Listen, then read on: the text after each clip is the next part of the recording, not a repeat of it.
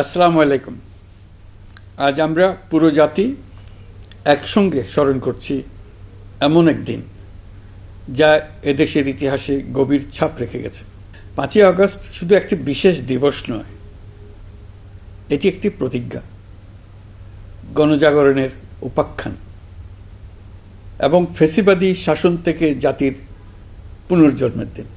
আজ আমি গভীর শ্রদ্ধার সঙ্গে স্মরণ করছি 1971 সালের স্বাধীনতা যুদ্ধের সকল বীর মুক্তিযোদ্ধাদের, যাদের আত্মত্যাগে আমরা পেয়েছি স্বাধীন সার্বভৌম বাংলাদেশ। 1971 সালে সাম্য, মানবিক মর্যাদা ও সামাজিক ন্যায় বিচার প্রতিষ্ঠার লক্ষ্যে এদেশের জনগণ সশস্ত্র মুক্তিযুদ্ধে অংশগ্রহণ করেছিল। লাখো প্রাণীর বিনিময়ে একটি স্বাধীন রাষ্ট্র প্রতিষ্ঠা হয়েছিল। কিন্তু স্বাধীনতার অর্ধ শতাব্দী পরেও এদেশের মানুষ সুবিচার ও গণতন্ত্র থেকে বঞ্চিত হয়েছে, বৈষম্যের শিকার হয়েছে। 2024 সালের উত্তাল জুলাই ছিল বাংলাদেশের ইতিহাসে এক সংকটময় অধ্যায়, 16 বছরের পুঞ্জীভূত ক্ষোভের বহিঃপ্রকাশ।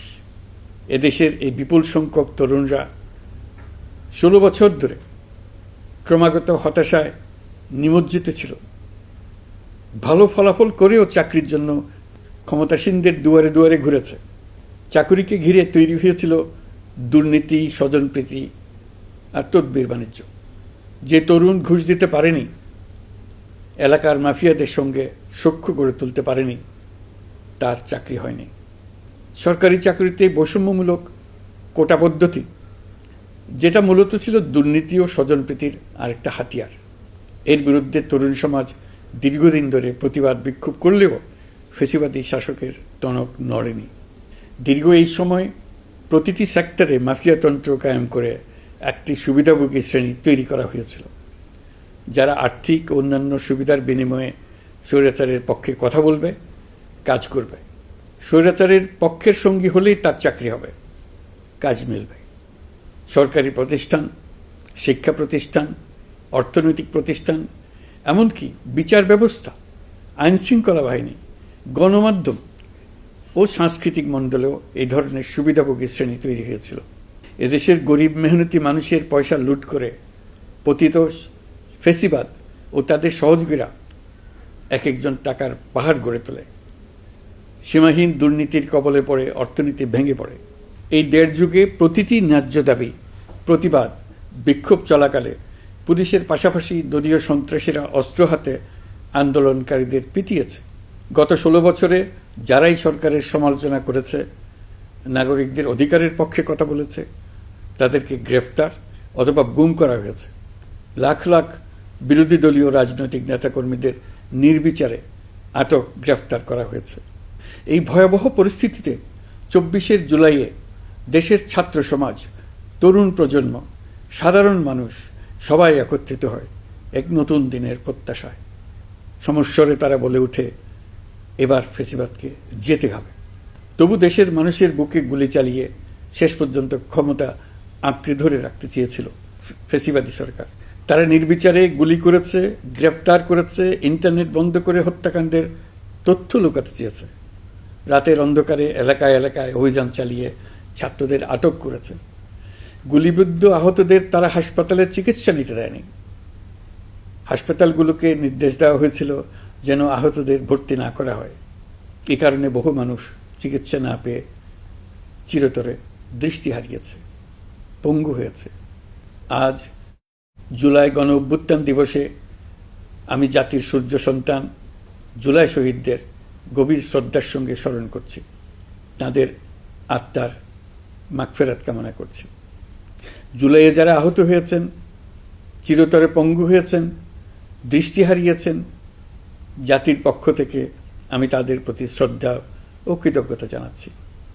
এই জাতি আপনাদের কাছে চিরকৃতজ্ঞ থাকবে। গত বছর ডিসেম্বর মাসে জুলাই গণ অভ্যুত্থানে শহীদ পরিবার ও আহতদের কল্যাণ ও যাবতীয় বিষয়াদির প্রশাসনিক দায়িত্ব মুক্তিযুদ্ধ বিষয়ক মন্ত্রণালয়ের উপর ন্যস্ত করা হয়েছে। এখন পর্যন্ত 836টি শহীদ পরিবারের মধ্যে 775টি শহীদ পরিবারকে মোট 98,40,00,000 টাকার সঞ্চয়পত্র ও মাসিক ভাতা বাবদ ব্যাংক চেক দেওয়া হয়েছে। অবশিষ্ট যারা আছেন তাদেরও কয়েকটি বিষয় নিষ্পত্তি সাপেক্ষে সঞ্চয়পত্র দেওয়ার প্রক্রিয়া চলছে। এর পাশাপাশি আহত 13,800 জন জুলাই যুদ্ধকে 3টি ক্যাটাগরিতে নগদ টাকা ও চেক বাবদ মোট 153 কোটি 4 লাখ টাকা প্রদান করা হয়েছে। এর মধ্যে 78 জন অতি গুরুতর আহত জুলাই যোদ্ধাকে সিঙ্গাপুর, থাইল্যান্ড, তুরস্ক এবং রাশিয়ায় উন্নত চিকিৎসার জন্য পাঠানো হয়েছে এবং চিকিৎসা ব্যয় বাবদ এ পর্যন্ত 97 কোটি 50 লাখ টাকা ব্যয় হয়েছে। জেলা উপজেলা পর্যায়ে সকল সরকারি হাসপাতাল বা ক্লিনিক বা স্বাস্থ্যকেন্দ্র, মেডিকেল কলেজ হাসপাতাল এবং সরকার কর্তৃক নির্ধারিত বিশেষায়িত হাসপাতালগুলোতে সকল শ্রেণীর আহত জুলাই যোদ্ধাদের অগ্রাধিকার ভিত্তিতে বিনামূল্যে চিকিৎসা সেবা দেওয়ার সিদ্ধান্ত হয়েছে। সরকারের পক্ষ থেকে জুলাই শহীদ ও আহতদের জন্য আরও নানা উদ্যোগ নেওয়া হচ্ছে। তবে জুলাইয়ের মহানায়কদের আত্মত্যাগ তখনই সার্থক হবে যখন এই দেশকে আমরা একটি সত্যিকারের জনকল্যাণকর দেশ হিসেবে গড়ে তুলতে পারব। আজ আমরা কেবল অতীত স্মরণ করতে আসিনি, আমরা একটি শপথ গ্রহণ করতে এসেছি।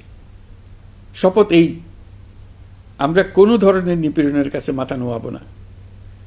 আমরা প্রতিষ্ঠা করব একটা জবাবদিহিমূলক, মানবিক, গণতান্ত্রিক এবং বৈষম্যহীন রাষ্ট্র, এমন রাষ্ট্র যা সবসময় জনকল্যাণে কাজ করবে। জুলাই শহীদদের আত্মত্যাগ আমরা বৃথা যেতে দেব না। তাদের আত্মত্যাগই হবে আমাদের পথ চলার প্রেরণা, তাদের স্বপ্নই হবে আমাদের আগামী বাংলাদেশের নির্মাণ রেখা। আজকের এই দিনে এটাই হোক আমাদের শপথ। মহান আল্লাহ আমাদের সহায় হন। আল্লাহ হাফিজ।